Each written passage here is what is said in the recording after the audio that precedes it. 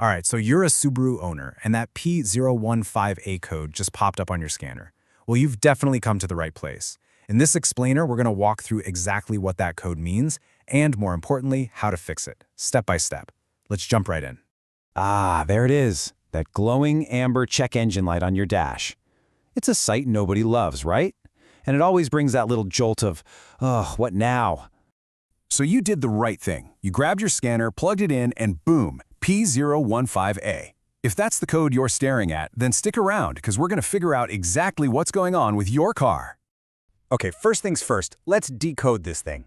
What is your Subaru actually trying to tell you with this P015A code? It's not as cryptic as it looks, I promise. So P015A boils down to one thing: oxygen sensor delayed response. Think of it like a conversation. Your car's main computer is constantly asking the oxygen sensor for updates. But the sensor, it's just taking too long to reply. It's that lag, that delay, that's triggering the code.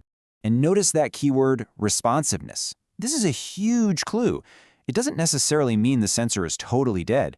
It just means it's gotten, well, sluggish. And that's super important for how we're going to tackle this. So if the sensor is just being slow, what's causing it? We're going to treat this like a little mystery. It's time to line up the usual suspects behind this code. And here's the good news. There are really only 4 main culprits we need to look at.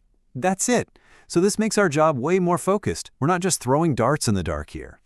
So here they are, our 4 suspects. We've got water in the O2 sensor connector, maybe some damaged wiring, loose or busted exhaust parts, or, as a last resort, a bad sensor itself. And we're going to check them in that exact order, from easiest to hardest. All right, investigation time. Let's get our hands dirty, figuratively for now, and run through our diagnostic checklist, one suspect at a time. Okay, suspect number 1. And honestly, this is a really common one. Water. Just plain old moisture.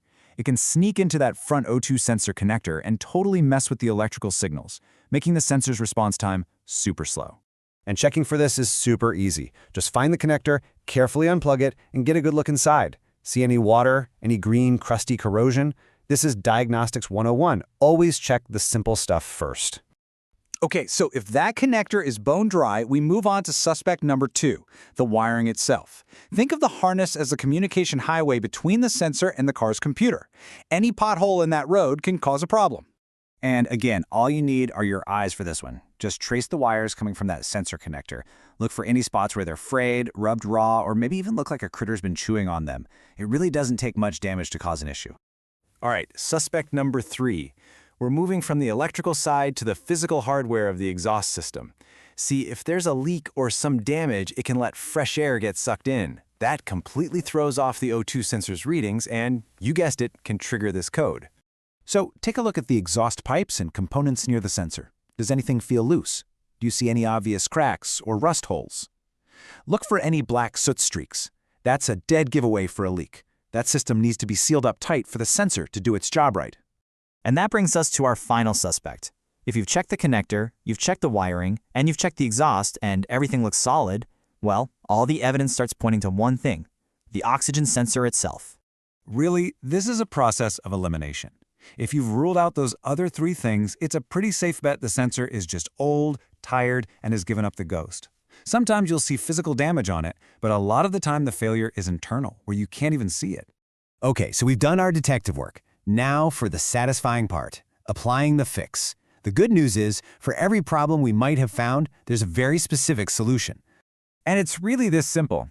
Found water in the connector? You dry it out. Found a damaged wire? You repair or replace it. Found a leaky exhaust part? You tighten it or swap it out. And if you ruled everything else out, it's time for a new oxygen sensor. The problem tells you the solution. And hey, for you real gearheads out there, or if you're talking to your mechanic, you should know that Subaru has actually put out official service bulletins about this code. They've got all the super technical details if you want to do a really deep dive. So, let's bring it all home. What's the big takeaway here? How do you go from that confusing check engine light to a real clear solution? Here's the most important thing to remember. Don't just guess and throw parts at the problem, especially not the expensive ones. A smart, systematic check, starting with the easy stuff and working your way up, is absolutely the key. It's going to save you time, money, and a whole lot of frustration. And that leaves us with one final thought. Before you book that pricey appointment at the shop, just think about what we've walked through. Could a simple 5-minute visual check be the only thing standing between you and a clear dashboard? It's absolutely worth a look.